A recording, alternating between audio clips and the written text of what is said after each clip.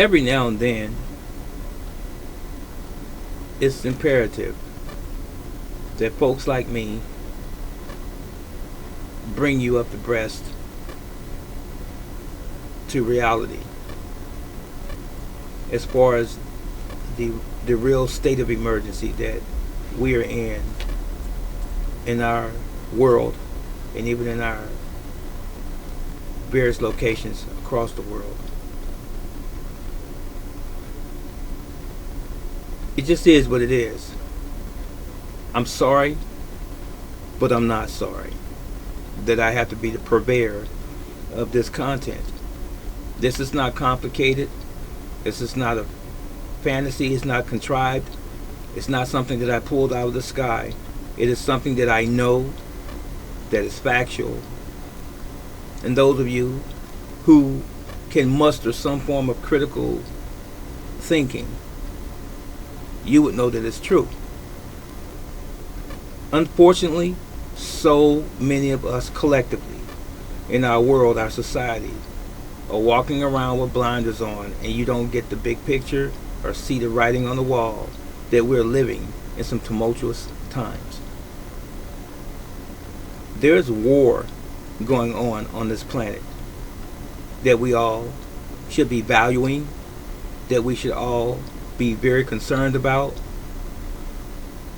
I don't believe ultimately that the planet is going to be destroyed by man, but mankind is making a strong contribution to the destruction of a lot of our natural resources and our nature, if you will, living things, by pollution of the rivers and the oceans, microplastics, chemicals and so forth, and even our own air that we breathe in the atmosphere through chemtrails and other chemicals that are spewing out of factories and so forth across the planet. And we say global warming is a result, one of the excuses that they use. And a lot of toxic material in landfills across the planet, the pollution of our drinking water, the pollution of our soil that we rely upon for foliage, oxygen from plants and trees, various types, and also from sustenance, from vegetation that we need to consume. We don't get the picture. And a lot of times what happens is that we have this old idea, if it's not broke, don't try to fix it. In other words, if you're not experiencing it right now, then it doesn't matter. Just keep ignoring it. That's not our problem. That's somebody else's problem. That's somewhere else on the planet. That's in another state, another country. But did you not know that we are all connected, ladies and gentlemen, and children, across this planet? We are all connected, whether you want to admit it or not, irrespective of race, color, creed, sexuality, sexual orientation. It doesn't matter. We are all a human family. So if there's something that's happening in another country as far as war is concerned, we are a world economy as well. We are being affected by it. If not short term, long term, and our subsequent generations. So what you're talking about, brother teacher, I'm saying this. Will you survive chaos in the city that you live in?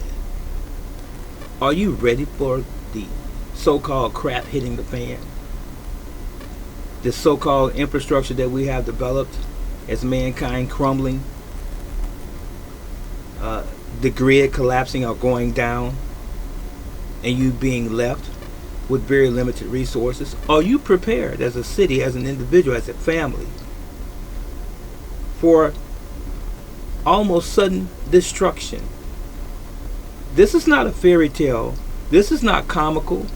This is not something far-fetched that I'm telling to you right now.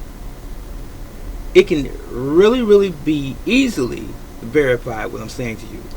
Watch world news. Forget about the local news right now. They only tell you what's been filtered down to them to give to you as a society. Watch world news. And better yet, watch the world. Pay attention to the people in the world. Observe. Be vigilant. And take your head out of the ground. Take your head out of the clouds. And pay attention to the world around you. And you will see things unfolding in a not so good way. Ladies and gentlemen, when our food and if our food supply becomes very sparse and limited, what are you going to do? Yes, I ask you that's watching me right now, what are you going to do?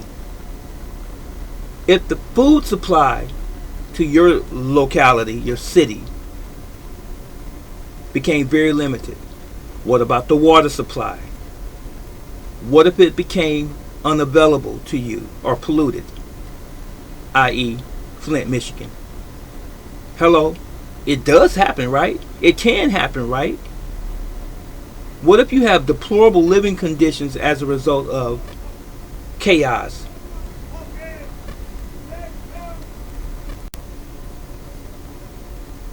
We experienced a power shortage or outage a couple weeks ago because of a bad storm that we had. Our utilities were down for at least 8 to 10 hours.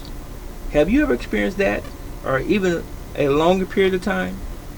You were at the mercy of your utility company until they got the lines back up or the power back. Many thousands of businesses and families were affected by the power being out just for 8 to 12 hours. What did you do when your power went out?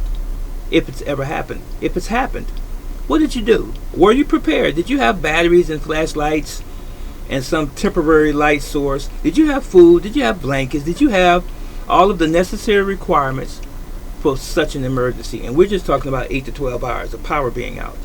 What if it was out for 2 months? What if your water was shut down? You couldn't bathe, you couldn't cook, you didn't have water to drink. Are you prepared? You're going to run to the local grocery store?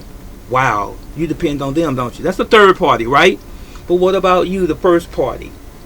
Are you prepared when the stuff hits the fan? I'm asking you a very honest, straightforward, brutally honest question, ladies and gentlemen. How prepared are you to stand in the event of an emergency, a real emergency? Oh, let's dial 911. Let's call emergency medical, fire department, or police, right? What if they're not available? What if they're not available immediately? What are you going to do? Are you prepared? Do you see how hopeless and how helpless you are and will be, potentially, if you don't behave proactively? Do you get what I'm saying to you? I really want to hammer this into your head. Are you prepared?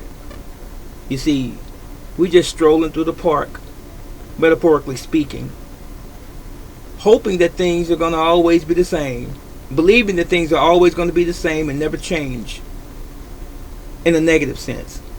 But when they do change, we change too. That so-called confident individual all of a sudden is in panic mode. Yes, adrenaline pumping, stress hormones, cortisol kicks in, depression, all because you were never prepared. Be prepared. Hear first and then act upon that preparation.